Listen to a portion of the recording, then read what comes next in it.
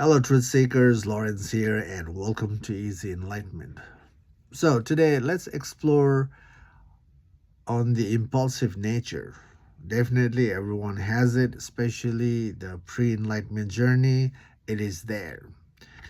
We can especially see in the heated situation when the situation is um, conflicted, the impulsive nature comes out. It comes out simply to protect the identification, to protect uh, our ingrained belief. And this impulsive nature is actually a long-term conditioning. It could be a subconscious conditioning or even a disciplined conditioning, and we can see that by investigating why we become impulsive. So, and the reason to investigate the impulsive nature is because notice every time we are impulsive, most of the time we get caught up in the conflict, and then we create further drama and end up creating a division, end up creating further conflict rather than the solution, isn't it? And from the impulsive nature, most of the time the result is not so good, and from that impulsive moment, we also end up regretting later. And if you reflect in our own lives, we know how much uh, the impulsive act has created the uh, regret and a guilt. So, not to fall back in the, not to create further conflict, not to build up the regret, not to build up the uh, emotional entanglement in the future, it is good to investigate. Now, definitely, you can see the impulsive nature in you. Now, today, take a look at it. Acknowledge you have it. It comes out in the heated situation. Uh, and you ask yourself, why do I participate impulsively in the moment? Why do I act impulsively? Impulsively, yeah. Why do I act impulsively? If you ask yourself this question will help you to figure out um, the deeper reason behind acting in such a way. You are acting impulsively, and if you ask why you acting such a way, there should be the answer. So you ask, why am I moving in such a manner? And just stay with that inquiry. Let that inquiry be the background, and let it ring in you. And the answer in you will resurface, because to protect your identity or something else, to avoid danger. There could be many answers depending on your scenario, okay? But stay with the inquiry and let the first answer resurface in you. Why do I act impulsively in my life? Now, when you see the first answer, right, now you ask why again. Why is that important?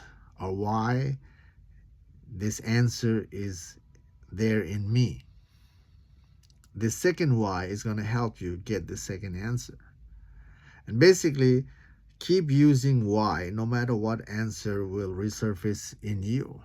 And this is the way to see the ingrained belief in you, the ingrained uh, preference in you. Because of the preference, you are impulsive to protect certain threat, certain danger. So, because of the ingrained preference, and if you ask why at the ingrained preference or belief, then there's a reason to have that preference. And keep using why at that layer. And this is the way to figure out the further entanglement of further ideas that are linked together to have the surface movement, which is the impulsive movement, impulsive nature. So keep using why at your ingrained belief. And now, why do I have this belief in me? Or why do I have this preference in me? And then this will lead you to see the fear. Okay? And once you see the fear is basically the root cause of the surface movement, or the struggle, the pain, the drama. So once you see the fear, now you have to use the same why. Why am I afraid? Why do I have a fear in my life? And now this why is going to help you trace your fear backward. No matter what answer comes in by asking why do I have fear? Because ... fear of something something. Now keep moving back until there is no more fear is left. And once you get to that point, then you have to ask yourself, who am I? The journey to wake up from the struggle, journey to wake up to the truth, the journey to dissolve the struggle, pain, fear, conflict, drama is through the inquiry approach. And the inquiry approach is you have to turn awareness back to yourself, and you have to trace your mind backward to its ingrained belief, and further towards the root, which is the fear. And once you are thorough in going back all the way to no mind, and when you ask yourself, who am I? That's where you click. That's where you see the plain sight truth. Seeing the plain sight truth basically is when your ego, gives up. When the giving up is basically happens when you catch your own mind coming out to give you the reasoning. So that's the journey. So basically, this is just the one layer that we are seeing today. We have the impulsive nature in us, and you investigate why do I have this attitude in me, and then that keep going back and be thorough in that process. Now, if you can do this, follow this one layer backward to figure out the ingrained belief and conditioning, and go further back to figure out the truth. This will help you to understand how the mind comes into existence and how the mind becomes a reality. And not just that, this process will help you to understand the other layers in your life as well. Basically, you have to participate in all the layers in your life, which is basically the attachment. Because of the attachment, we are struggling,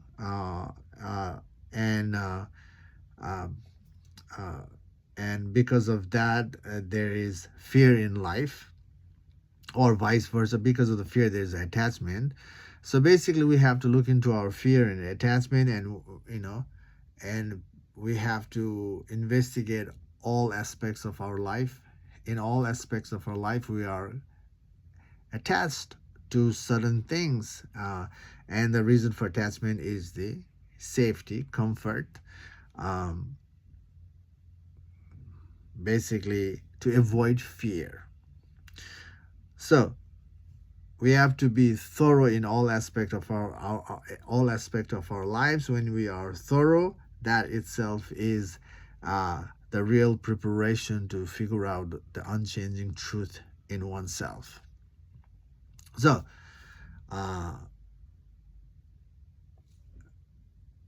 the further layers, looking at the further layers will be easier if you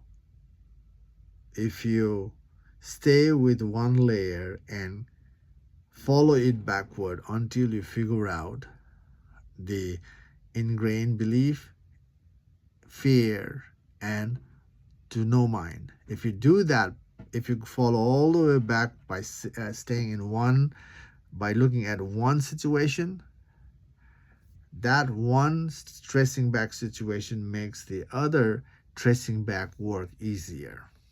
Okay. Anyway, so today, look into your impulsive nature in you. Definitely, everyone has it. The pre-enlightenment journey, uh, uh, this nature is there. Even the post-enlightenment journey, the impulsive nature, I know, comes out. The only difference is pre-enlightenment journey, when the impulsive nature resurface, we get stuck in the drama and we prolong the drama. Post-enlightenment journey, if the impulsive nature comes out, it just momentary, but without the further narrative of further narration of the mind. That's the difference of the before and after. Okay, I hope this video makes sense to you. I hope all the videos are helping you in some sense. I hope.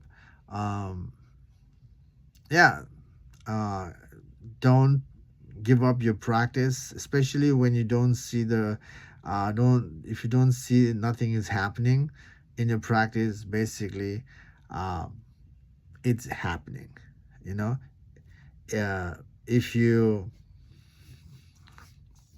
the whole process is about making yourself to be okay with the boredom. Right now the life is all colorful, all fun, and when you don't see it, your ego wants to fight back to the process and give up the process, especially when you are seeing nothing. But seeing nothing is actually, the ego has been triggered, and the whole process is about dissolving the ego. Ego always is threatened by nothing, by no identification. So basically, it's something is happening. So don't give up your practice if you think nothing is happening. Anyway, thanks for watching this video. Take care for now, and I will see you in the next video. Bye.